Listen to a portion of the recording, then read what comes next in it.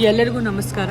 ನಾನು ನ್ಯೂಸ್ ತುಂಬ ಹತ್ತಿರದಿಂದ ನೋಡ್ತಾ ಇದ್ದೀನಿ. ಮಮತಾ ಬ್ಯಾನರ್ಜಿ ಮೇಡಮ್ ಅವರು ಹೇಗೆ ಕ್ರಮ ತಗೊಂಡು ಅಷ್ಟು ಪರ್ಸ್ನಲ್ ಆಗಿ ಈ ಒಂದು ವಿಚಾರದಲ್ಲಿ ಆ ಡಾಕ್ಟರ್ ರೇಪ್ ಏನಾಗಿ ಮರ್ಡರ್ ಆಗಿದ್ದಾವೆ ಈ ವಿಚಾರದಲ್ಲಿ ಅವರು ಎಷ್ಟು ಇಂಟ್ರೆಸ್ಟ್ ತಗೊಳ್ತಾ ಇದ್ದಾರೆ. ಇದನ್ನು ನೋಡಿದ್ರೆ ನಿಜವಾಗ್ಲೂ ತುಂಬ ಅಪ್ರಿಷಿಯೇಟ್ ಮಾಡಬೇಕಂತ ಅನಿಸ್ತಾ ಇದೆ. ನಿರ್ಭಯಾ ಕೇಸಲ್ಲಿ ವರ್ಷಾಂಗಟ್ಲೆ ಅವರ ತಂದೆ ತಾಯಿ ಹೋರಾಟ ಇತ್ತು ಒಂದು ನ್ಯಾಯ ಸಿಗೋದಕ್ಕೆ. ಅಂಥ ಒಂದು ಪರಿಸ್ಥಿತಿ ಈ ಕೇಸಲ್ಲಿ ಖಂಡಿತವಾಗ್ಲೂ ಬರಬಾರ್ದು.